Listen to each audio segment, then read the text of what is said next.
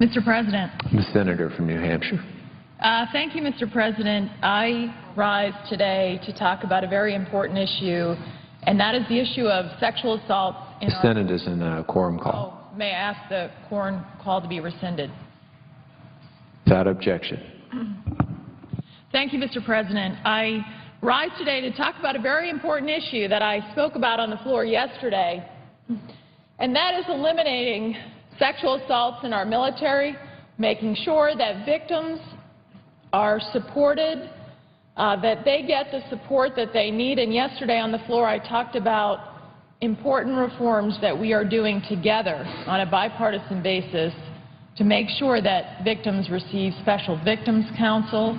So each victim is now going to receive an attorney that represents him or her in the system and stands up for their rights, making retaliation a crime under the Uniform Military Code of Justice so that victims of sexual assault understand that they will, if they are retaliated against, that there will be a crime for that. And in fact, those who retaliate will be brought to justice. And the many other of dozens of reforms that are in the defense authorization. But today I want to talk about a very important issue. And I see on the floor Senator McCaskill, who I believe I want to commend her for her leadership on this issue. She's been a tremendous leader. Senator McCaskill, Senator Fisher from Nebraska, and myself have introduced an amendment that will further strengthen the historic reforms that we discussed yesterday on the defense authorization, including having in it allowing a victim to formally express their wish about how their case will be handled, in addition to their being, of course, provided special victims counsel, to provide the prosecuting attorney the ability to disagree with the commander's decision, which I will talk about more, and to have a review of that decision by the civilian head of each force, and then to eliminate things like the good soldier defense. And then those who feel like they have been discharged from the military or how their discharge has been described will now get an opportunity to have their case reviewed. So we're not only looking forward, but we're going to look backwards to make sure that victims of crime know that they will be treated with dignity and respect. I come to this issue as someone who was a prosecutor. I spent most of the cases I prosecuted were murder cases, but I also had the chance to serve as Attorney General of our state, where I worked with not only victims, murder victims, but also victims of sexual and domestic violence. And this is a set of crimes that is unacceptable in society, but particularly unacceptable in our military, where we expect the very best from our military. And I looked at this issue very carefully, the issue that has been discussed so much on the floor today, and that is, in handling sexual assault cases and other types of cases, should the military justice system be changed fundamentally to take the commander out of the decision on whether or not a charge will be brought after an independent investigation? And I came down on the side of we need to hold commanders more accountable, not less accountable, because everything within our military, of course, it's deployable. We have the finest men and women who serve our country in the world. We have to have a military justice system. It's structured in a way that it can bring justice in Afghanistan as easily as that can bring justice in the United States of America, wherever our men and women are situated. And if we take commanders out of the decision-making process, then fundamentally we're holding them less accountable for the results of how these cases are handled. And so I would like to talk about the proposal that Senators McCaskill, Fisher, and I have that I think will hold commanders much more accountable. Right now, as we look at cases of sexual assault in our military, we want victims to understand they can come forward. And when they come forward, we want them to come forward. They will get the support that they need and deserve that their perpetrators will be held accountable for the crimes that they have committed. And we want commanders to establish a climate within their unit to say no tolerance when it comes to sexual assault. And if you don't handle a sexual assault case properly, you will be relieved of your command. That's what this is about. So in our proposal, rather than remove commanders from the decision-making, and let me just say how this works so people understand. Right now, a victim of a sexual assault or another serious crime comes forward, and they don't have to come forward through their chain of command. They can come forward through a health care professional. They can come forward through a 911 call. They can come forward to their pastor to report a sexual assault, and then it is independently investigated. And from there, that investigation is presented to a JAG lawyer in the chain of command, who then makes a recommendation to the commander of whether a charge should be brought and whether there should be going to a military trial at that point. And so to take out of that decision of the commander is now to leave a victim in a situation where, let's put this victim in Afghanistan. They're in a situation where the case has been investigated, it comes back, and the commander now doesn't take responsibility for whether a charge is brought. The commander is now put in a situation where, I'm sorry, that decision is being made by another set of JAG lawyers that are outside of the chain of command. And so go talk to the lawyers over here, not me. It puts the commander in a bystander responsibility rather than a responsibility of taking responsibility for these decisions. So what we have done is made commanders more accountable. When the JAG lawyer comes to the commander for a recommendation saying this case should be brought on a sexual assault case, if the commander says no, it should not, that will go all the way up to the civilian secretary of whatever force is involved, whether it's the Secretary of the Army, the Secretary of the Air Force, each branch, and will be reviewed separately. That will hold commanders more accountable than turfing it over to a lawyer over here where the victim has to hear that, I'm sorry, I can't tell you what the decision is on your case because there's a lawyer over here making this decision. And even in the case where the commander and the JAG lawyer both agree that a charge should not be brought, under our proposal there will be another review of those cases up the chain of command to say someone else should look at it. There should be accountability, and there should be accountability at every level of our military to ensure that victims of sexual assault will be supported and that these cases will be handled and that the perpetrators will be brought to justice. There's been a lot of discussion on the floor today. All of us want more victims to come forward and feel that they can report their case, because not enough of them have come forward. Yet the evidence shows that if we take commanders out of it, that we're not necessarily going to get any more reporting. In fact, we have cases that may not be brought to justice because the evidence shows that commanders are being more aggressive than the actual JAG lawyers in terms of cases that are being brought. In fact, if you look over the last 2 years, there are 26 Army victims where the JAG lawyer said, don't bring the case. The commander overruled the JAG, went to trial, and the perpetrator was convicted. There was justice for the victim. And under this proposal, those cases would have never gone forward because the lawyer would have said, the JAG lawyer said, no, don't bring it. 16 cases in our Marine Corps over the last 2 years where that would have happened as well. 16 victims who wouldn't have gotten justice. 1 Navy victim.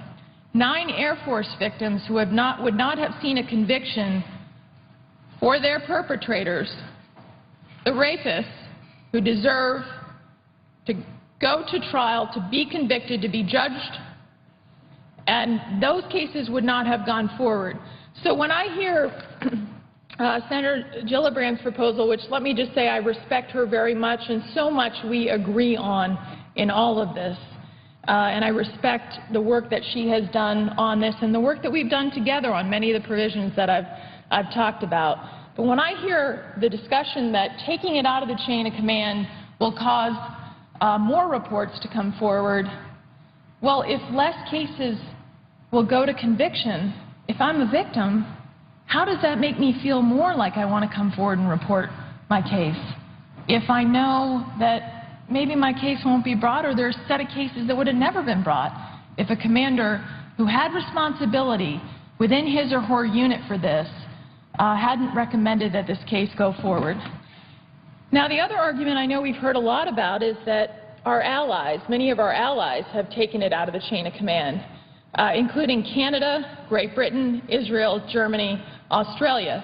Well, there's been a misunderstanding out there, because as we researched this issue as to why our allies took it out of the chain of command, we found out that the truth is that they took the decision on whether a commander would make the decision to go to a trial on a sexual assault case or other serious felony. They took it out to protect defendants, not victims. I can assure you that we are here today, with all due respect to defendants, and I've defended cases as well, because they certainly have rights under our laws, and I respect that. But this is about protecting victims, and our allies changed their systems to protect defendants. What we're trying to do is have a victim-friendly environment where people will come forward and where perpetrators will be held accountable. And the other thing is, if you look at those countries, Canada, Great Britain, Israel, Germany, Australia, that have changed their system, they have not seen any greater reporting.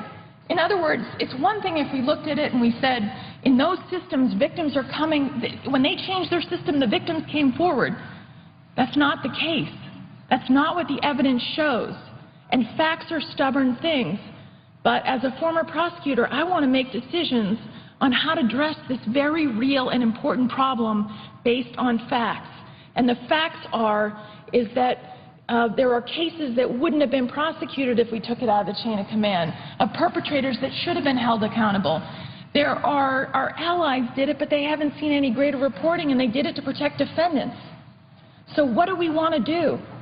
Let's hold our commanders more accountable, and this is what some of former leaders of our military have said. Colonel Lisa Schenck, U.S. Army retired former Judge Advocate General. She spent 25 years in the military.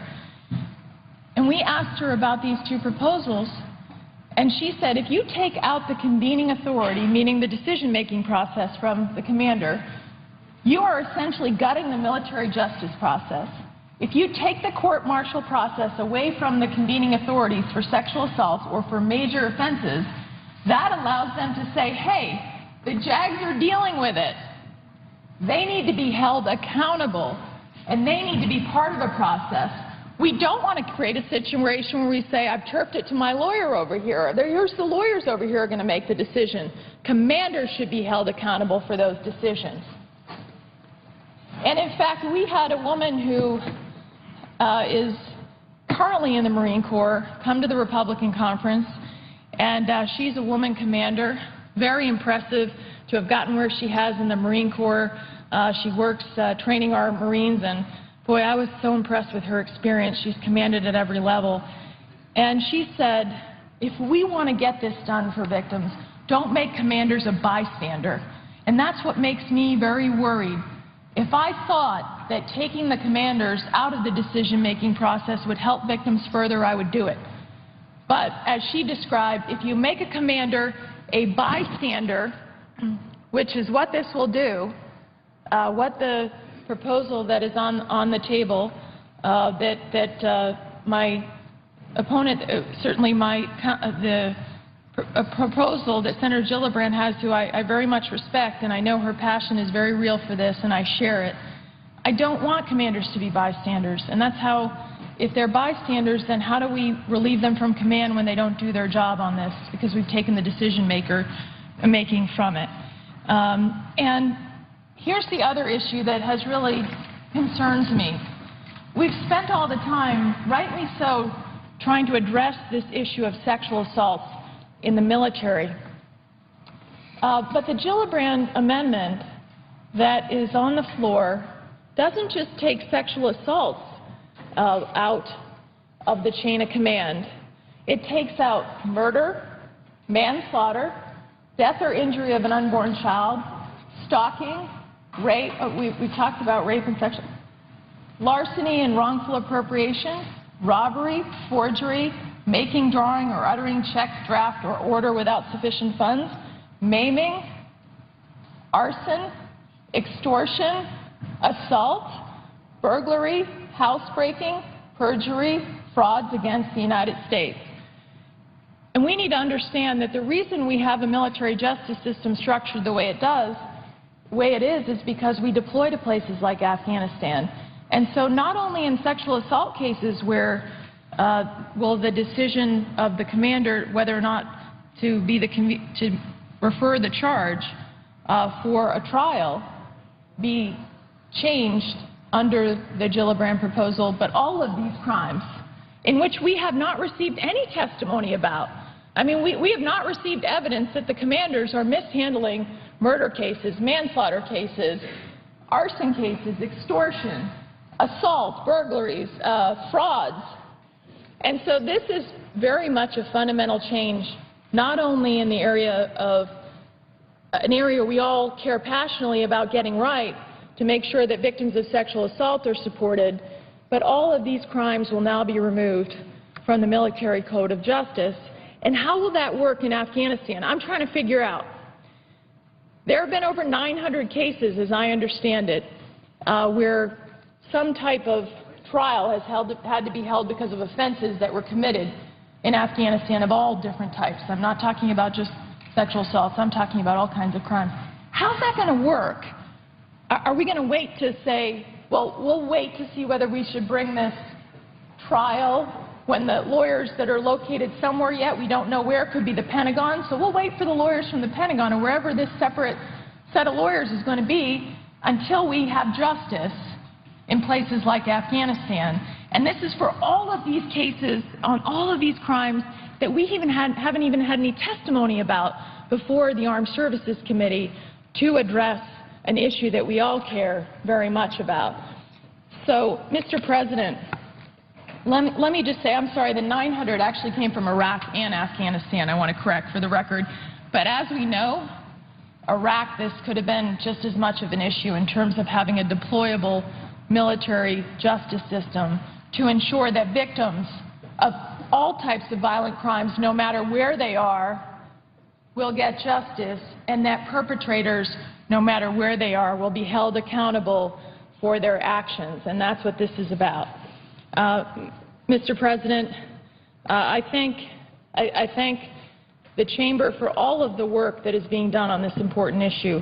I know that after these proposals, both Senator Gillibrand's proposal is voted on, as well as the proposal that Senator McCaskill and I have and Senator Fisher, that we will be working together to make sure that there's accountability on this issue, that the reforms that are already been passed that are in the Defense Authorization, they're very important, things like the Special Victims Council that I mentioned earlier.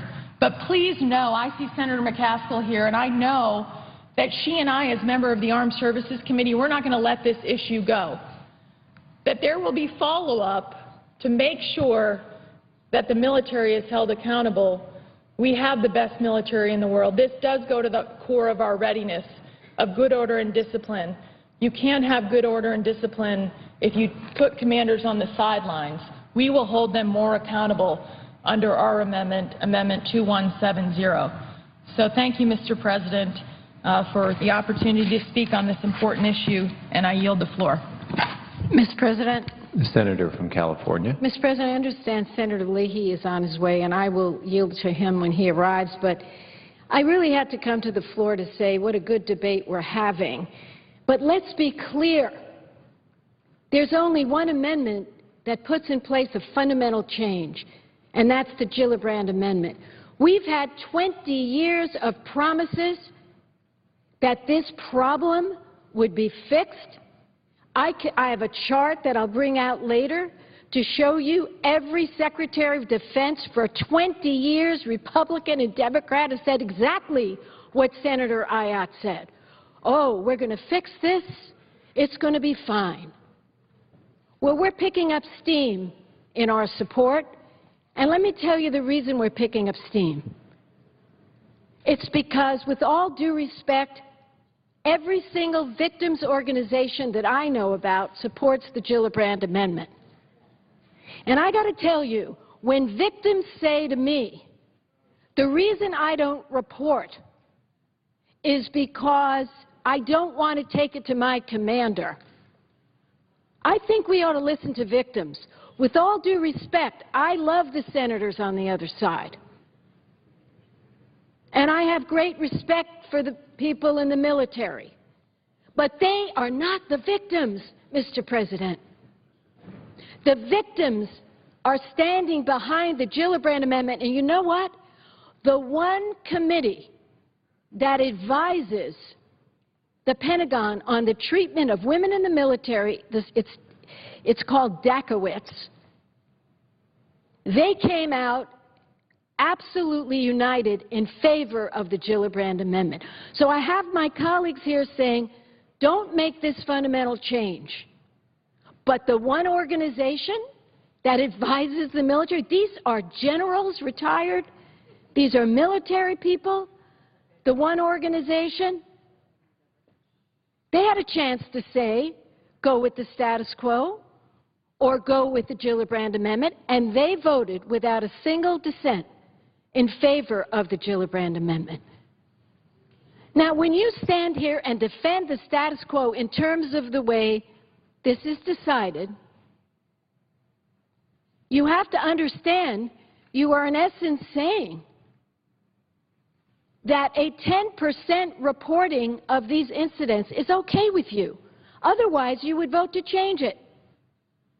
And you can think that you know why more people aren't reporting it, and you could fix it around the edges, and I am so happy we have some reforms in the bill.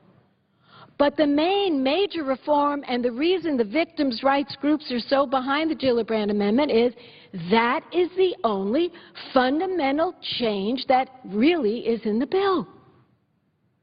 I compliment my colleagues for what they've done. It's wonderful.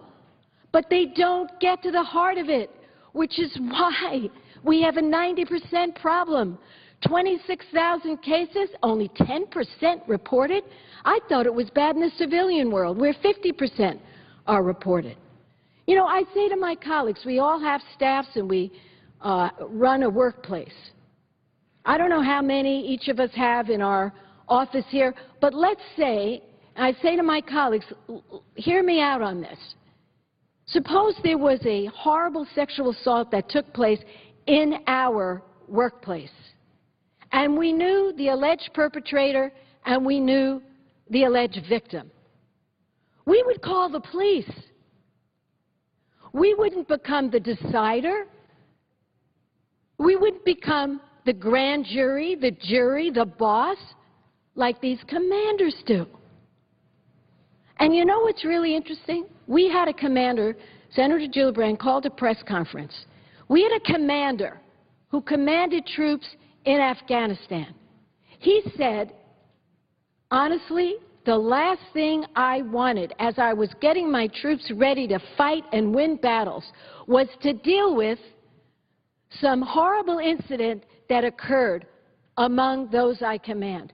I wanted to get a professional in there. I think the Gillibrand Amendment is important not only for the victims, but yes, for good order and discipline. And how people could stand up here and say there's good order and discipline when you have 26,000 incidents of sexual assault and only 10% are reported. You've got thousands of people walking around the military, not being charged, and sometimes the deal they get is to get kicked out. I'll tell you a story. of one of my constituents because I think it's instructive. She joined the Marines.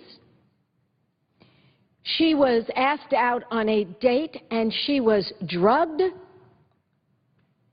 She was tossed on the street in the early morning hours. She woke up dazed. She was raped brutally. She reported it to her commander. Let me tell you what happened. Let me tell you what happened. The perpetrator got out of the military, probably to continue his rampage on the streets of some city we represent. And my constituent, you know what happened to her? She was investigated by the military for drug use because she was drugged that night and left and abandoned on the street. So for the people who support the status quo, hear that story and hear the other stories. So we've got a 90% problem. 90% do not report. We have the Dakowitz Commission advising the military. They're made up of military people telling us to support Gillibrand. We have every victims' rights group that I know supporting Gillibrand. And I'm going to just say here, if a minority of this United States Senate stops us today, we are going nowhere. We just had a press conference yesterday where we revealed a new Republican on our team, today a new Democrat. We want to have the best soldiers in the world. We want our commanders concentrating on what they have to concentrate on.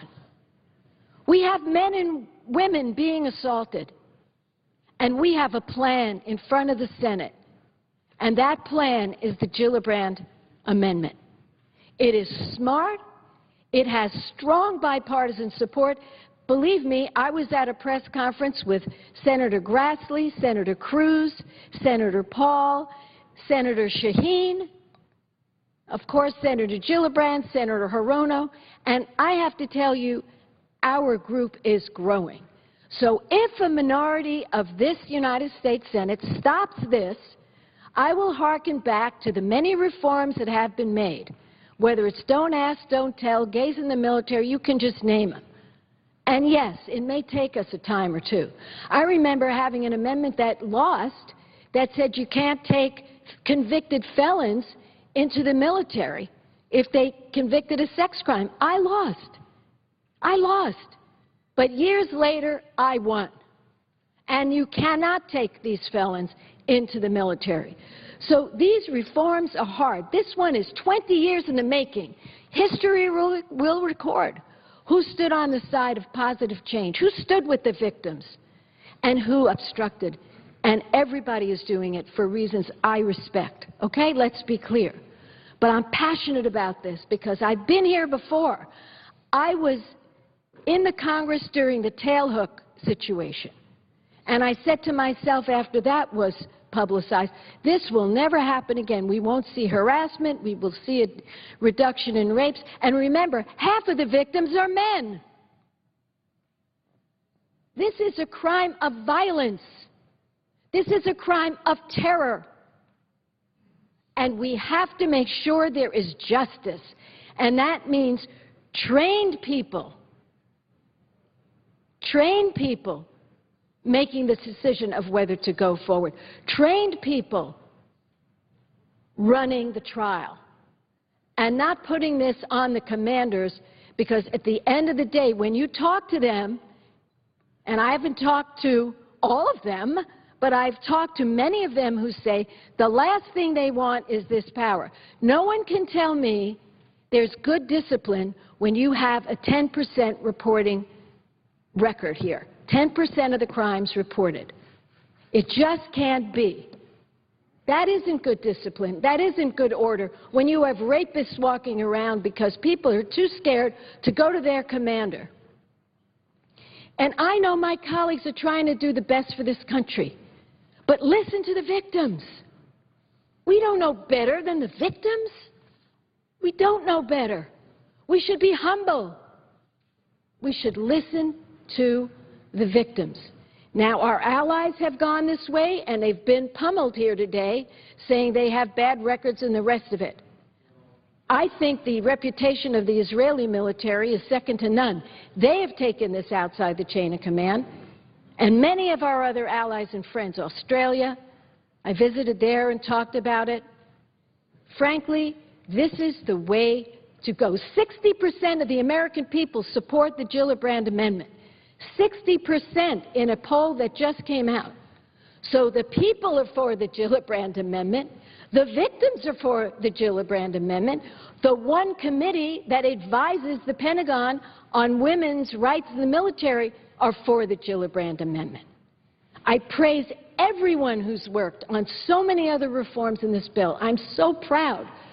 This is a reform bill.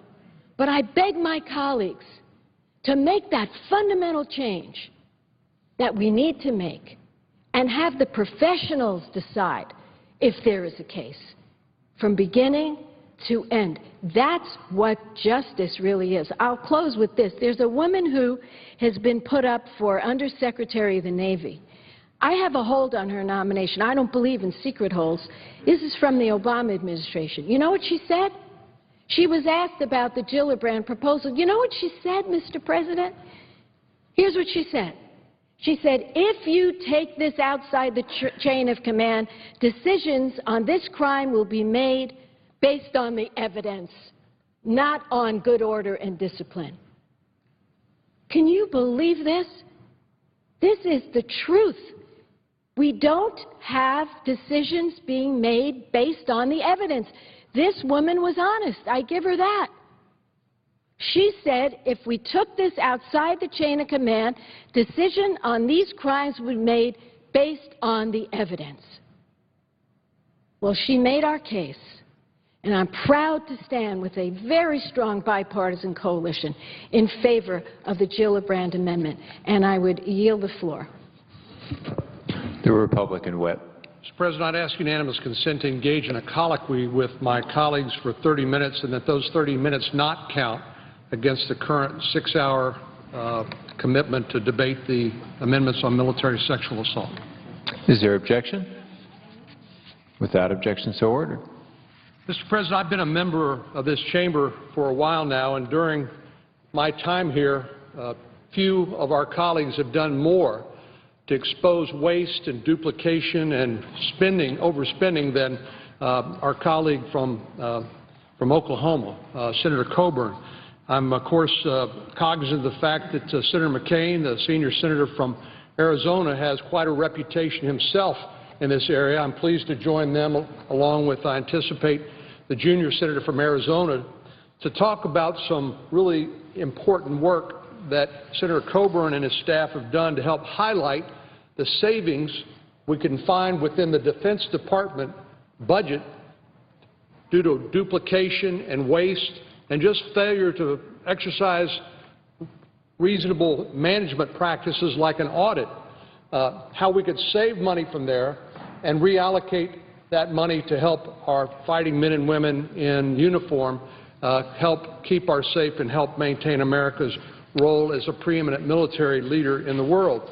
But Senator Coburn has pointed out in a new report, I'm sure he'll talk about this, that we could save more than $60 billion by consolidating half the federal government's duplicative programs. I mean, each of these programs has its own overhead, and we could, by consolidation, eliminate that overhead and still make sure that the same amount of money was used to deliver the particular service. For that matter, if we were to consolidate just a third of the renewable energy programs, we could save $5 billion alone. And if we stopped sending unemployment checks to millionaires, then we could save another $30 billion. But I'm a proud defense hawk because I think, you know, we call it the Yellow Pages test in Texas. If you can look in the Yellow Pages and see a service being provided by the private sector, well, you have to ask, why is the government providing that service? But there is no ability of anyone to provide national security except for the federal government. It is the #1 reason for the federal government's existence, and it is a tragedy to see so much money wasted when it's needed so desperately by our military during these very dangerous times. But I have to tell you that it's almost embarrassing. Well, it is embarrassing that the Pentagon cannot even conduct an audit. They don't know where the money is. They don't know how it's being spent, how it's being misspent. So I'm a proud co-sponsor of my colleagues' Audit the Pentagon Act.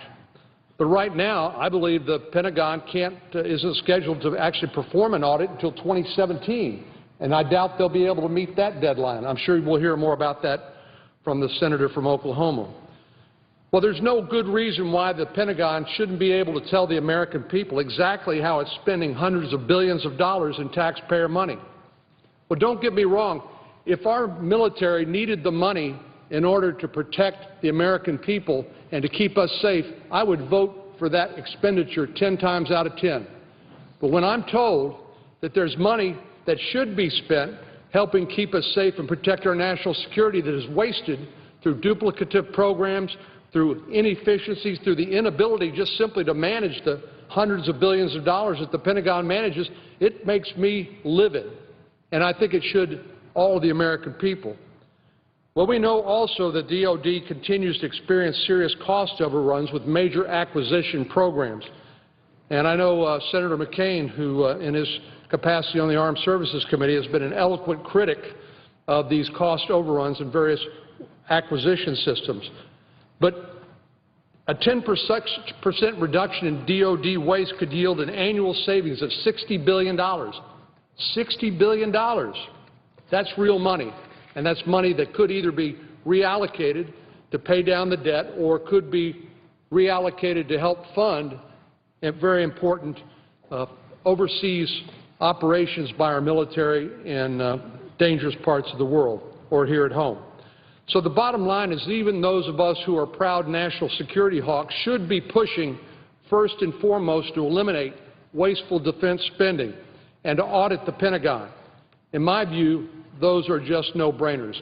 We should not instead continue down the path of wasteful Washington spending and say, well, we don't have enough money, so we're just going to bust the budget caps in the Budget Control Act.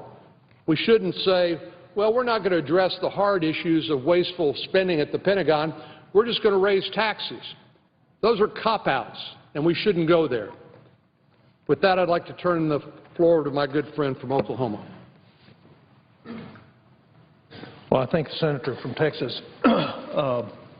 I've worked on these areas for a long time, and I, too, am a defense hawk. I'm not often accused of that because I'm critical of wasteful spending in the Pentagon.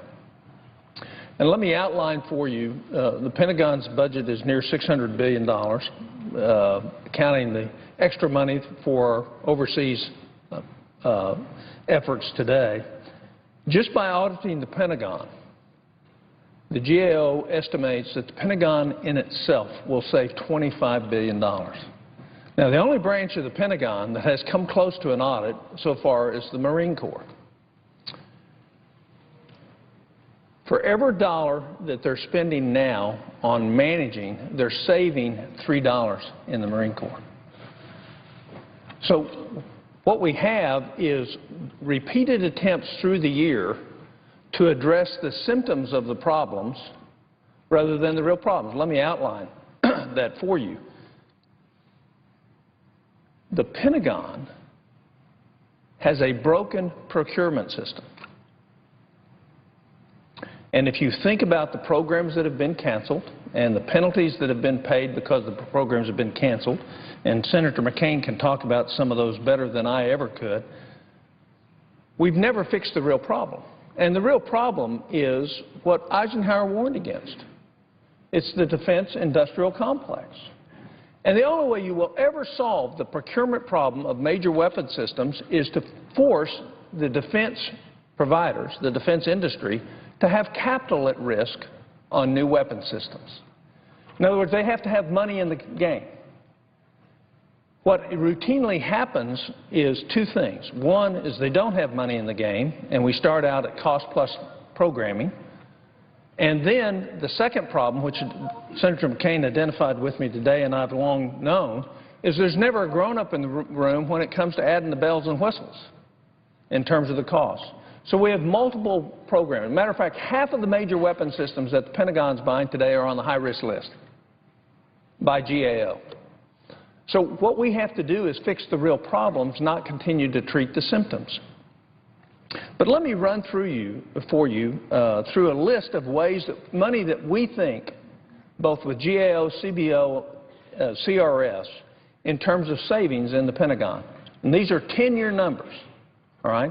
They're not 1 year, but they're 10 years. So you can take any number, and if you instituted this, you'd save 1/10 of what I mentioned. Just consolidation of defense IT structure could save $160 billion over the next 10 years. There are 80,000 employees working on IT for the Pentagon. 80,000. That's twice the population of my hometown. They have more data centers in the Pentagon than we have in all the rest of the government combined. Matter of fact, Senator Bennett and I have co-authored a bill to reduce those data centers. They're not highly utilized. They're very expensive to run. They also put us at a risk for cybersecurity. The other thing that is not mentioned on IT is in weapon system procurement, you have other ITs that aren't even counted in this, managing those procurement programs. If you took the V-22 Osprey that we have on order and replaced it with MH-60 helicopters, which can accomplish almost exactly the same thing, you can save $600 million a year, every year over the next 10 years. Now, Boeing doesn't like that. Boeing and their partner in the contracting doesn't like that. But there hadn't been a weapon system that we've deployed that's had as many problems as the V-22 Osprey. And yet we're going to buy more rather than a proven vehicle, a transport system, that can accomplish almost everything that the Osprey can. It's not the latest, it's not the newest, but it actually accomplishes the goals. If you reduce the spending for other procurement programs, and let me tell you why this is important.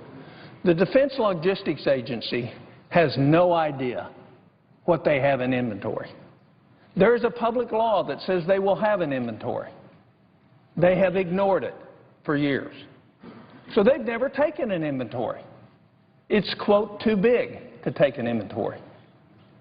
There's hundreds of billions of dollars of equipment and parts and supplies at the DLAs, at the depots around the country, that are in excess that we continue to buy new parts for because we don't know we have them.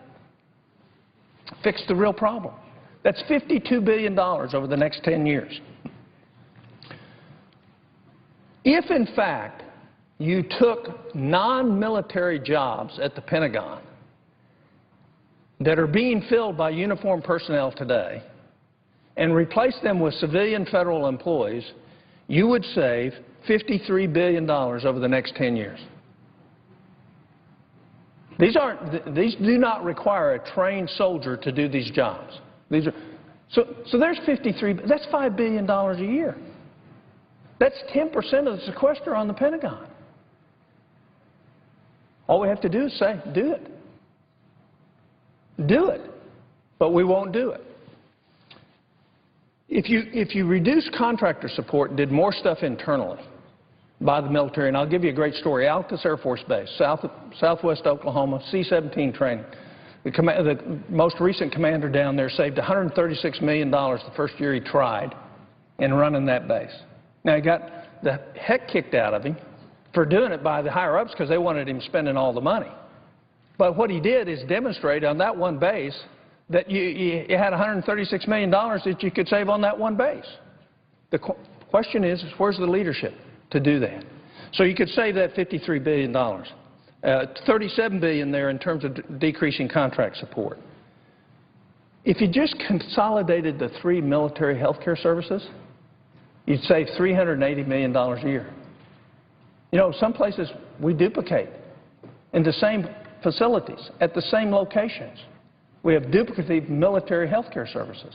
So we could consolidate that, give more consistent care, give better care, and yet save a significant amount of money. The Department of Defense has over 104 science, technology, engineering, and math programs. 104 at defense. So the government-wide, we have 207. Over half of them are at the Department of Defense. Why 104 from the Department of Defense? Why not one that incentivizes science, technology, engineering, and math? If you consolidated them, you could save $1.7 billion over the next 10 years. That's $170 million a year.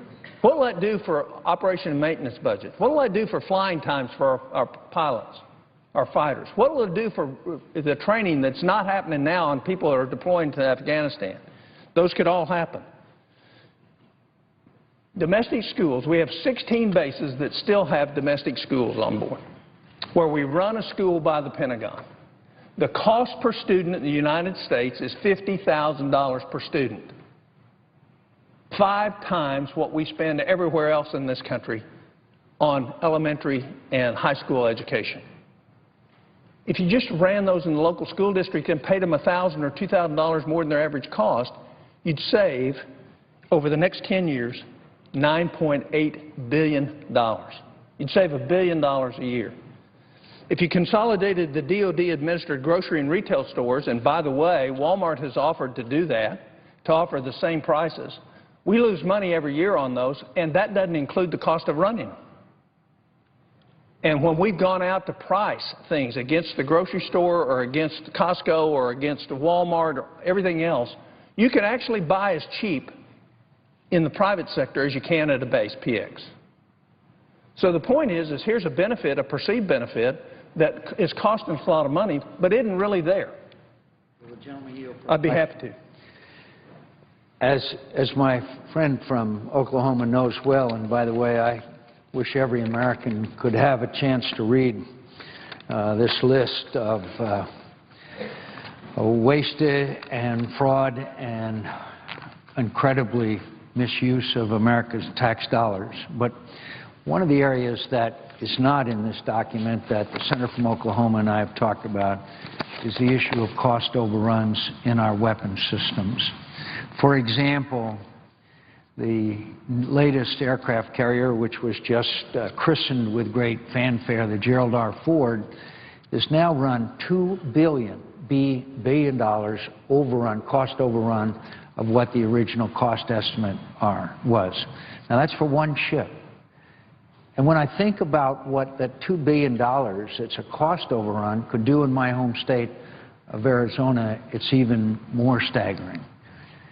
And yet somehow we let this cost overrun accumulate over a long period of time, and the ship still, by the way, has recently been christened, which does not mean finished, commissioned.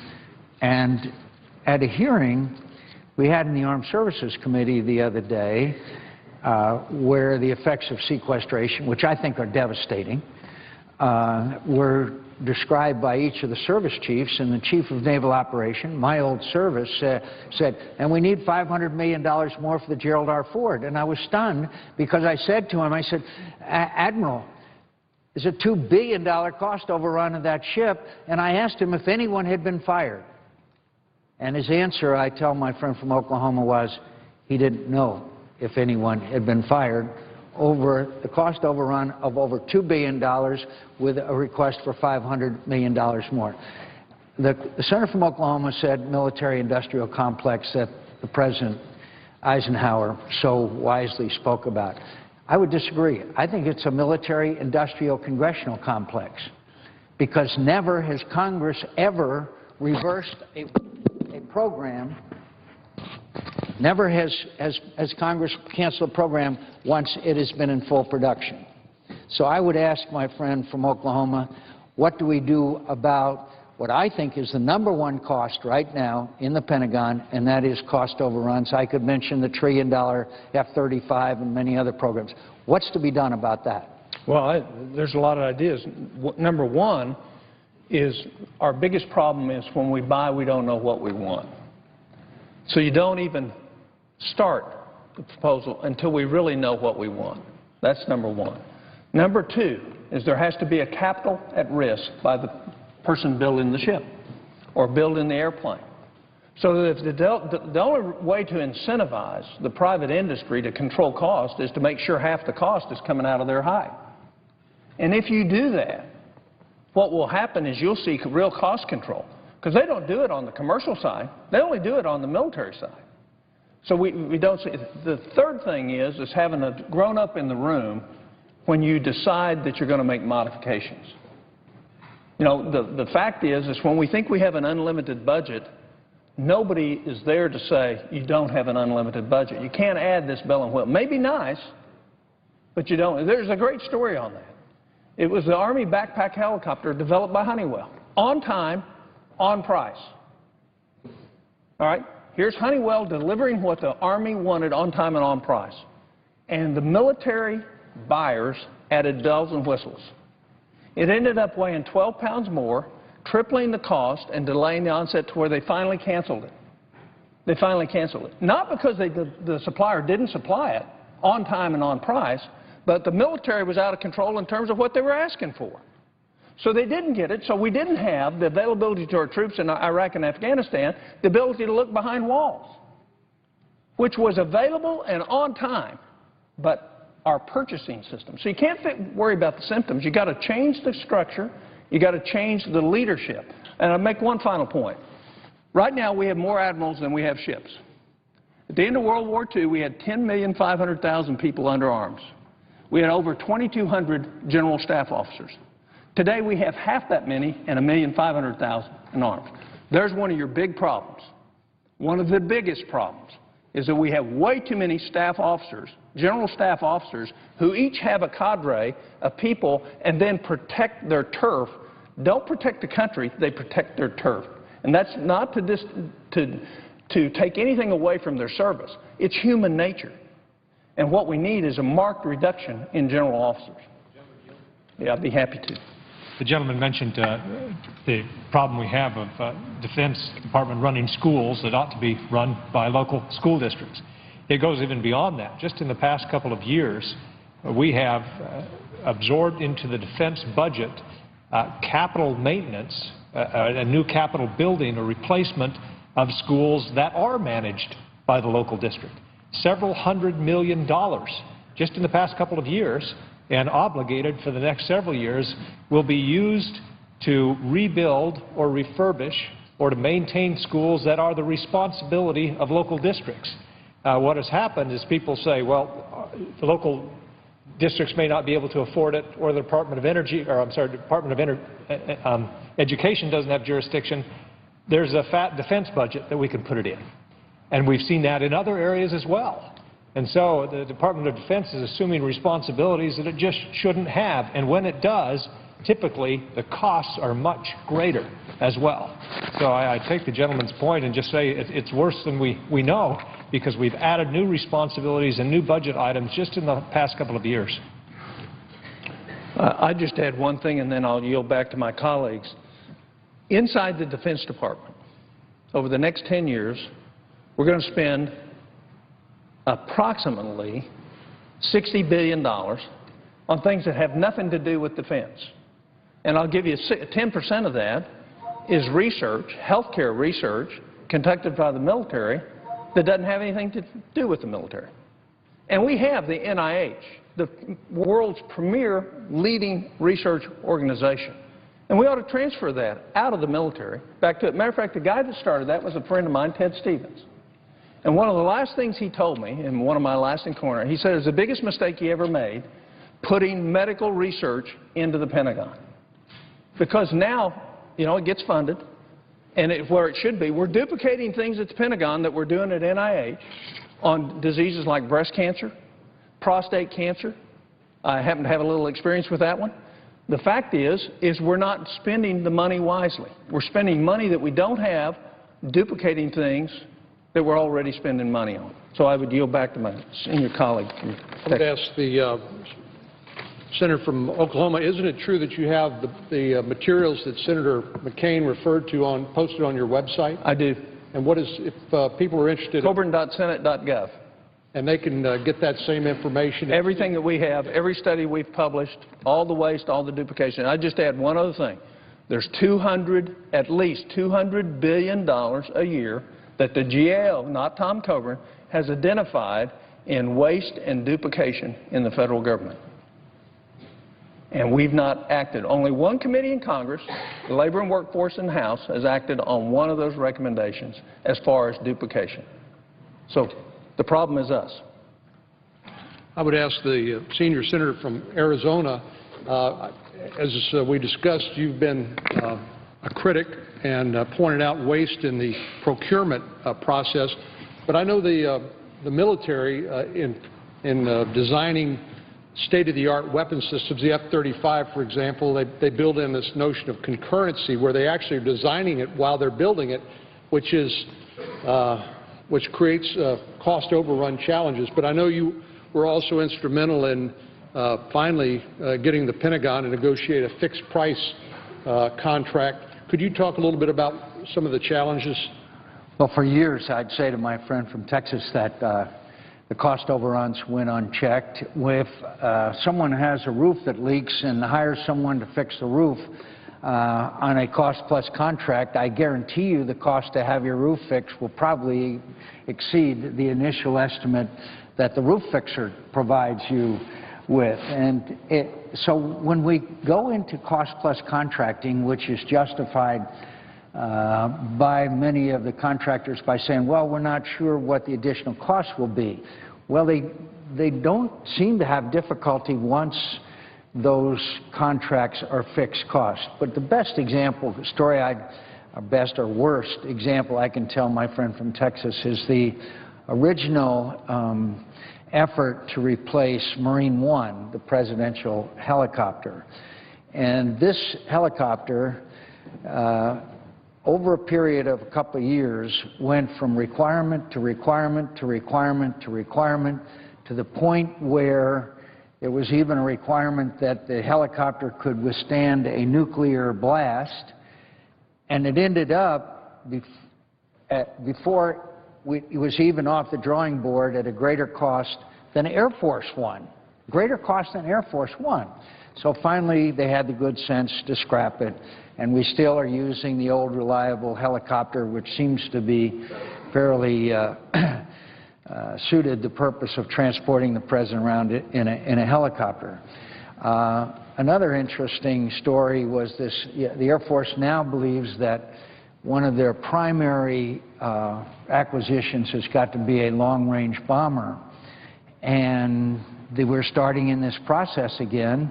And at one point, there was a proposal to put a kitchenette, I'm not making this up, a kitchenette into the long-range advanced Air Force bomber.